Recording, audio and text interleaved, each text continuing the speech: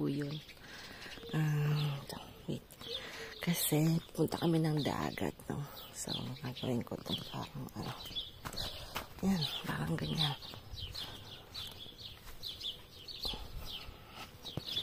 Gagawin ko po. Magandang umaga po sa lahat.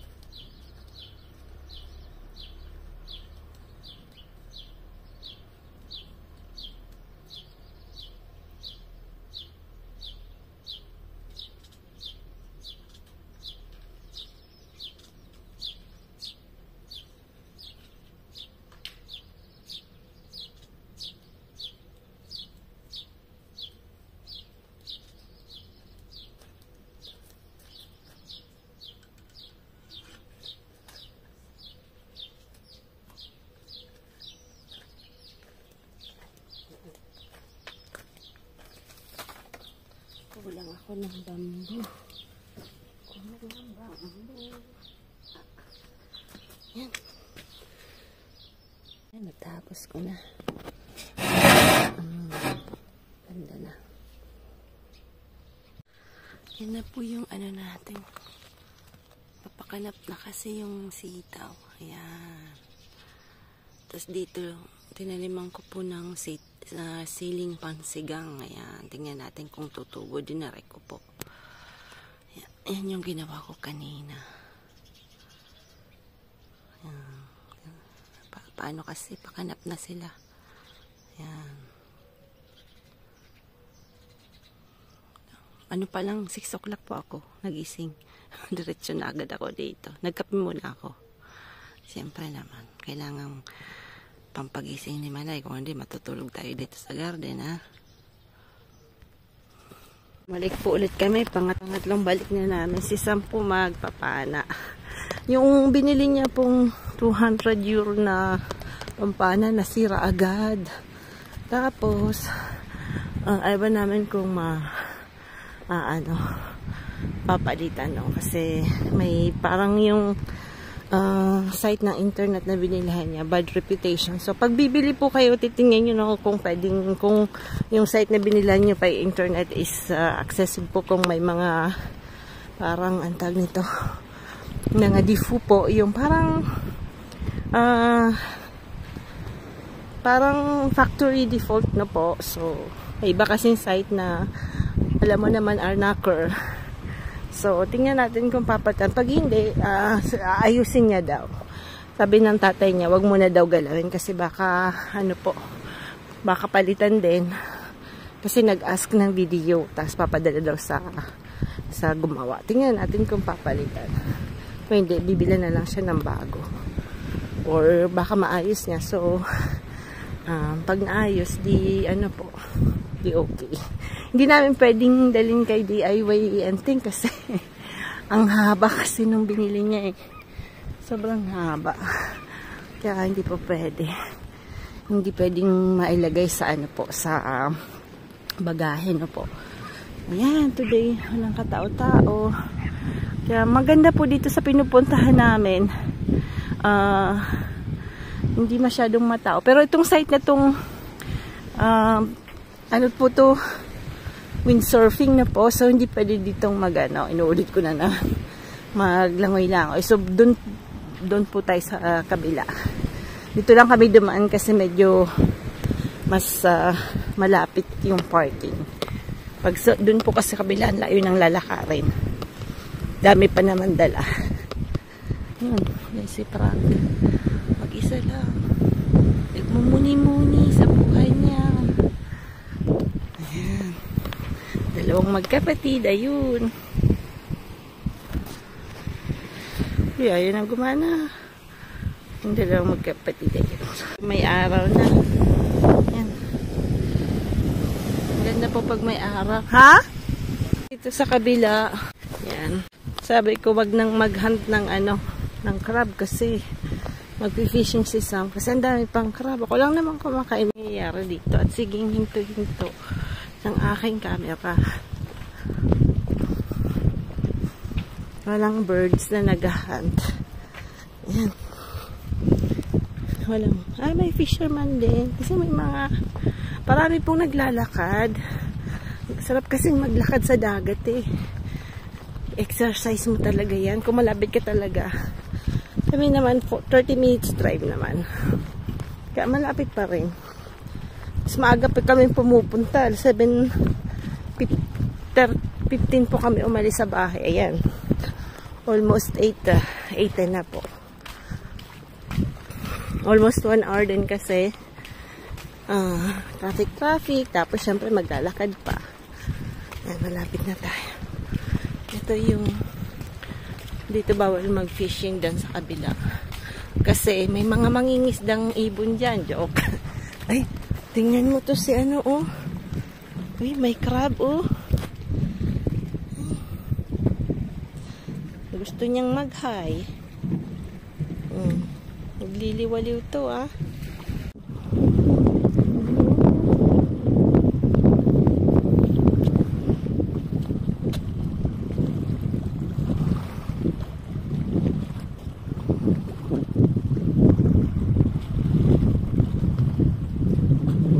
Wala ang ibon. Nandun sila sa malayo. Doon sa malayo. Ayan. Medyo. Ito na. Malapit na. Ayan, si isa magpapaana. Serious nagsiswimming. Pero wala na pong sun. Lagi na lang po pag pupunta kami dito sa dagat. Walang sun lagi. Pero at least hindi ako masyadong init na init. Kasi mamaya marami na namang bungang araw. Katipa naman. Enjoy si Osh. Si Osh ang itim na. Sa China pa naman ayaw nila ng maitim.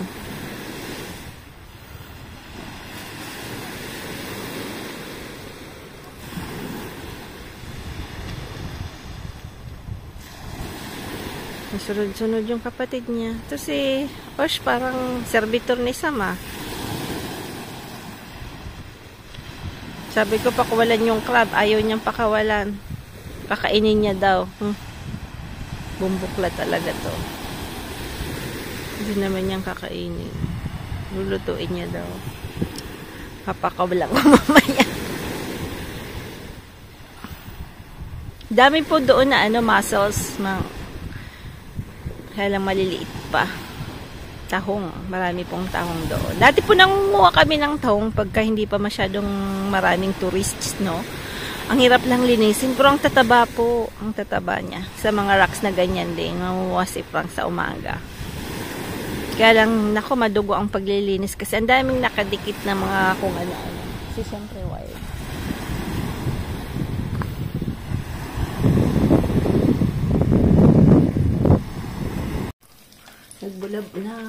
Na-miss po ni Osh yung spaghetti sa Jollibee. So sabi niya, Mama, ano ka naman, mag-spaghetti kayo.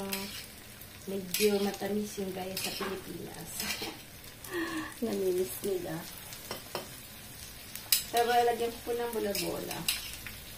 Yan, bola-bola. Homemade bola-bola. Giniling naman lang po yan. Giniling. Hindi ko na po napakita kasi madalian po kasi si Sam po mag-NCCE yung back niya po today. So, yung oral dito po. May parang exam na, parang NCCE sa atin. Pero ano po siya, oral na po. Yung may parang panel na jury. Today po yung ano na. So, kailangan kumain po kami ng medyo maaga. Sabi niyo po. And, nabisi po ako sa garden. Hindi nga po ako nakapag-film kasi para-paras lang naman nagdamo po ako ulit dahil ang dami na namang damo. Bilis pong tumubo ng mga damo. Parang ilang 1 week lang yata eh. So nagdamo po ako ulit. Ayan.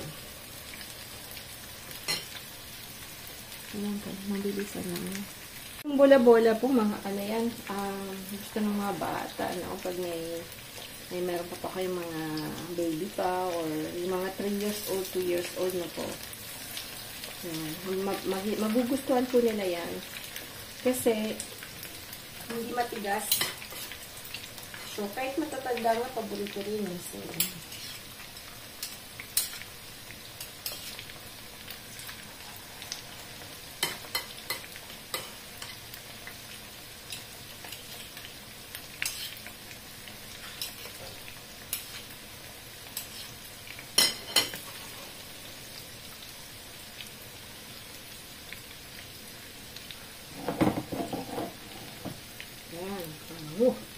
sobrang bango. So, ito po yung ano natin. Luto na tayo ng pasta.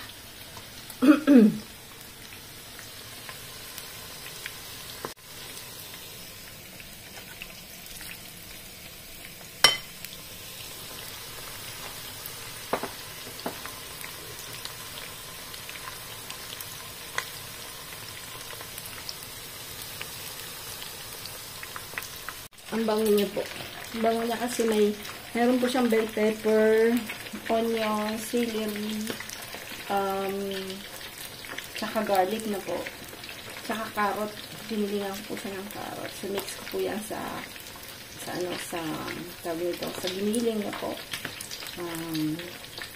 At Nilagyan ko lang 2 eggs, konting harina po. Saka yan na. Saka konting toyo po na po. Toyo. Asin, saka paminta.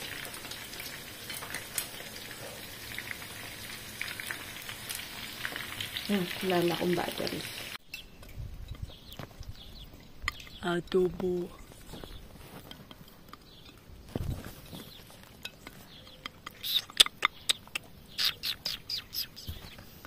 It's good.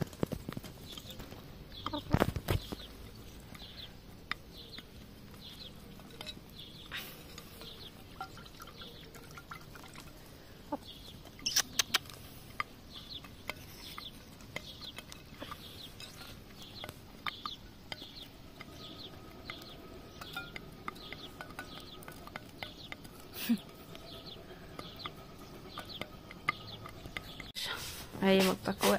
Tumakbot.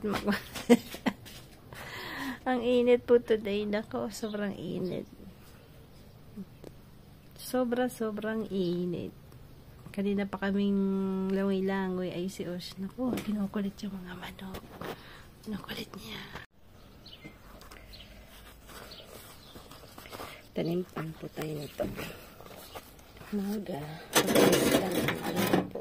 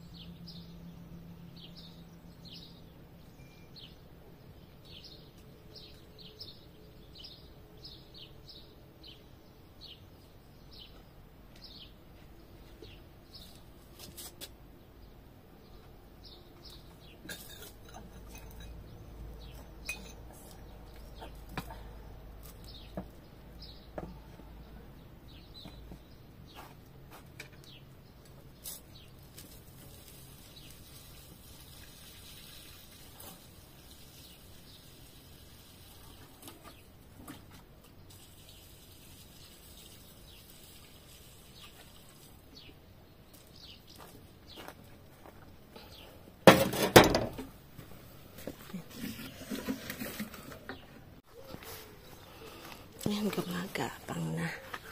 Yan, gumagapang na yung mga sitaw. Yan, magandang umaga po sa lahat. Nandito po tayo sa gulayan. Ayan, natutuwa po ako kasi ayan po yung binild ko na tinulungan po ako ni Frank na i-build yan. Tapos ito, ginawa ko lang yan ang aga ko pong nagising. Ginawa ko na kasi sabi ko malapit na nga pong climbing yung mga sitaw natin. Ayan, kailangan nila ng kapitan. So, ayan po. Lininisan ko dito kahapon. Hindi ko na po na video kasi para sabihin mga viewers natin, pares lang, parating gabi na lang ng gabi si Manay. Pero totoo po yun ha. Ano yung pag-maintain po ng garden, lalo na po kung wala tayong ginagamit na any chemicals na tanggalin yung damo. Ang bilis po nilang dumami. Tingnan niyo po. Kasi natatanggal lang, hindi natatanggal yung roots, so ang bilis nilang tumubo ulit. Pero anyway, maganda na rin yung may damo-damo kasi at least medyo green, di ba? Lol. Ayan na yung kamatis. Ito yung salad na to. Pag pampakain po namin yan sa manok, pinapakain ko po yung para maging vegetarian ng konti. Tapos dito, tinanim yung kahapon ng mustasa ulit. Tapos dito siling panigang dyan. Yung mga tas nagtanim din po ako dito ng sili, pero hindi ko po alam kung ano yung bell pepper o sili. Tingnan na lang natin kung pagdating ng araw. Kasi nagkahalo-halo yung yung hindi ko na alam kung ano yung sili, yung po, bigla na lang po silang tumubo. Tapos ito na yung kamatis. Hindi pa pumupula. Pero siguro malapit na rin yan. Hindi na siya kalaki oh. Yan, sa kalaki. Ang dami. Basta tatanggalin lang niyo po yung mga ganito yung ganito. Bati lang titingnan. Tapos ito yung natin. Tawag nito talong. Ito. Basta yan po yung mga ganito dito. Ayan, tinatanggal yan. Yung mga baguhan gaya ko.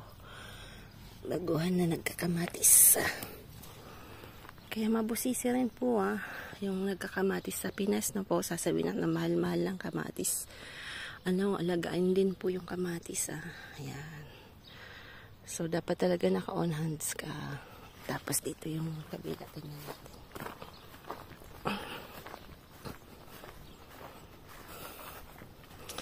Ito na yung puti. Na talong. Ayan. Sabi nila, pagka yan po ang daming ganyan, may mga maliliit pa, tatanggalin na po yan. Ayan. Para mas malumaki yung isa. Pag maraming sangasangang ayan. Dito okay lang. So, mga sumasayod, tinatanggal ko na yan. Ayan, para walang yan, pechay normally yan Tingnan natin kung pechay nga. Tapos ito yung binili kong bagong tawag nito. Kamote. Yan, pwede na tayo magtalbos. Mag-ano pa naman po ako magsisinigang. Kasi paborito ni Osh yung sinigang na po. So, magsisinigang po tayo. Yan. Giant po ako. Sunflower. Yung laki.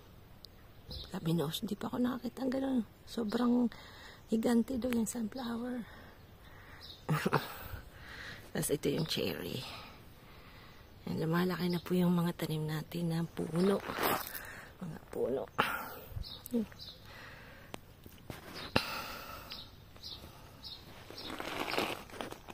Linisan ko po dito. Kasi may mga po dito, raspberry.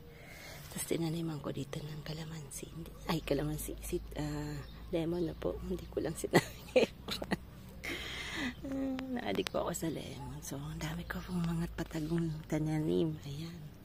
Mga patagong tinanim yan. Yung laki niyang problema yan. Patagong patanim. Ayan. Ito po yung dati na to.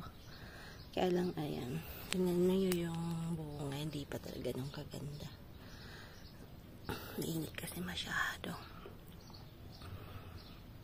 Lilinisan ko. Isa lang tumubo. Ay. Dami kong tinanim pero isa lang yung tumubo. Kaya wala tayo pong magagawa. Ganyan talaga yung buhay. Ayaw niyang umusbong. Yan. Lilinisan ko itong banda dito. Marami pong mga birds. Pag umaga, daming ibon. Mga maya po yan.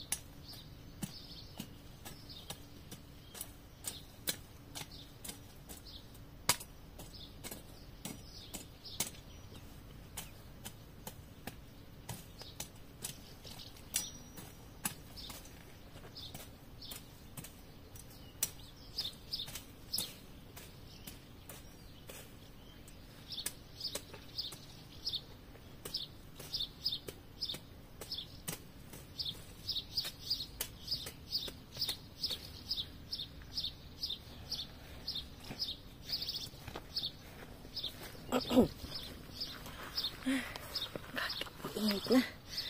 Sobrang init.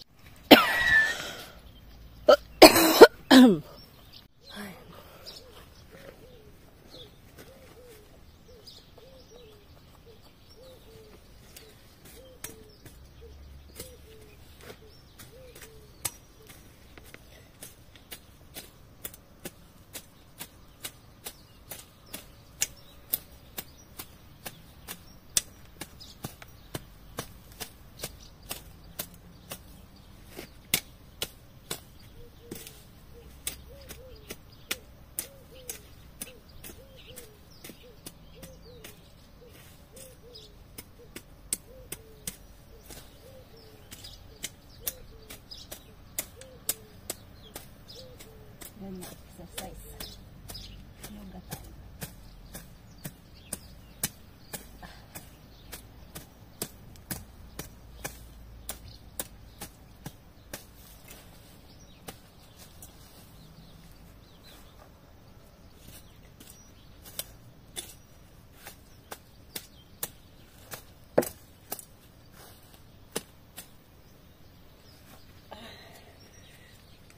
Pala, yung may papakita pala ako dito. Nakain pala yun. Ito po. Ginagawang sala dito. Yan. Hindi ko tinanggal. Yan. Ito po. Kinakain yan. So, maganda po yung mga benefits din yan, no? Ayan. Yan. Kinakain. Yan, nakakuha ko ng pang-asadol. Asadolin ko na lang ito. Kaysa ikat.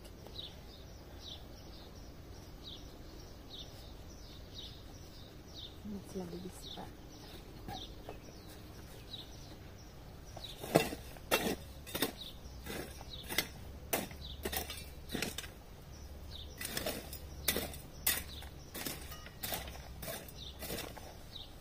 Ayoko po kasing daming damo doon sa likod ng ano natin. Yan, may mga flowers. Gusto ko po niyan, yung likod niyan malinis. Kaya lagi ko po siyang binabantayan po na walang damo.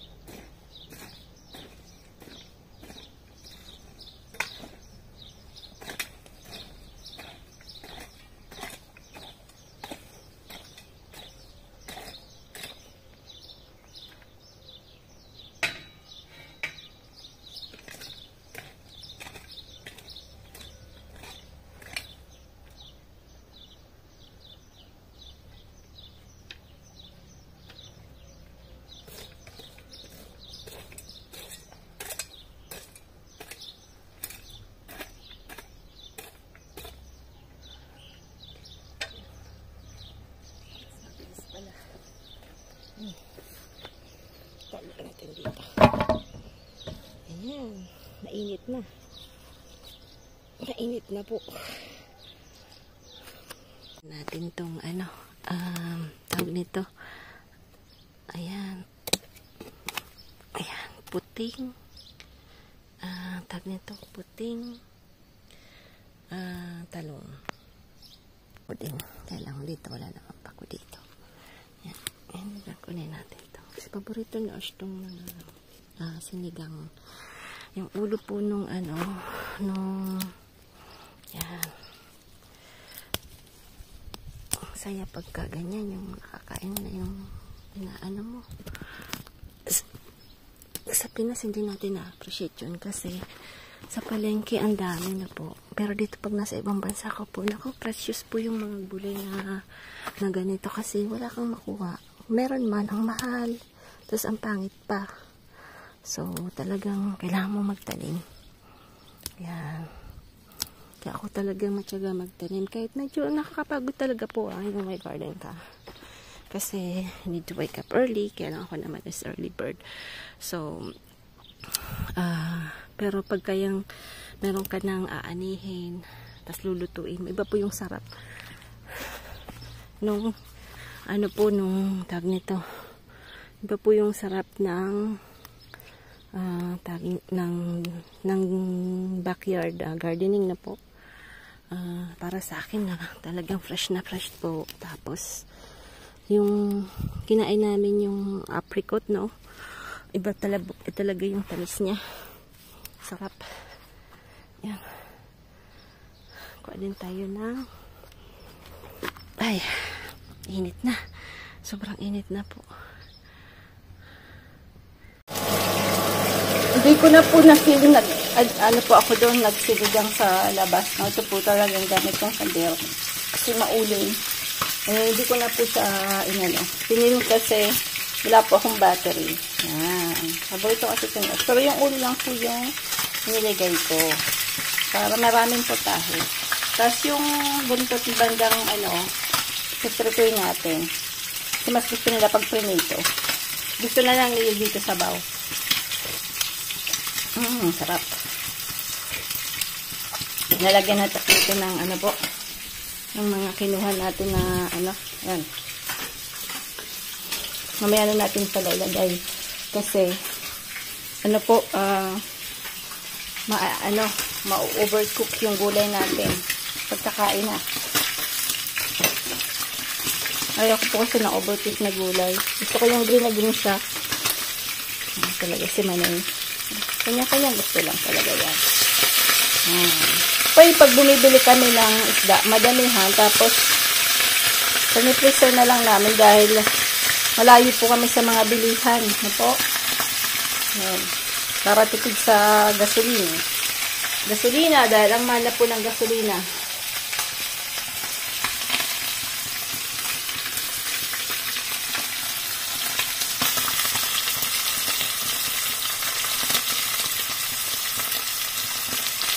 Yan lang po yung ulam namin. Puro gulay. Ayun po kasi sa gulay si Manay. Yan. Kaya ating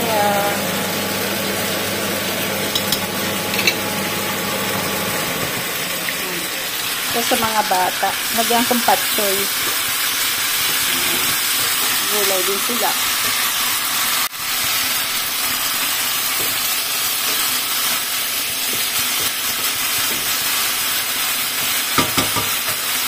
Ininit ko lang yung yung adobong manok, mayroon pa rin. Yun lang mahirap pagka daming gulay natin yan sa yung ulo. Mamaya ko na lang kainin.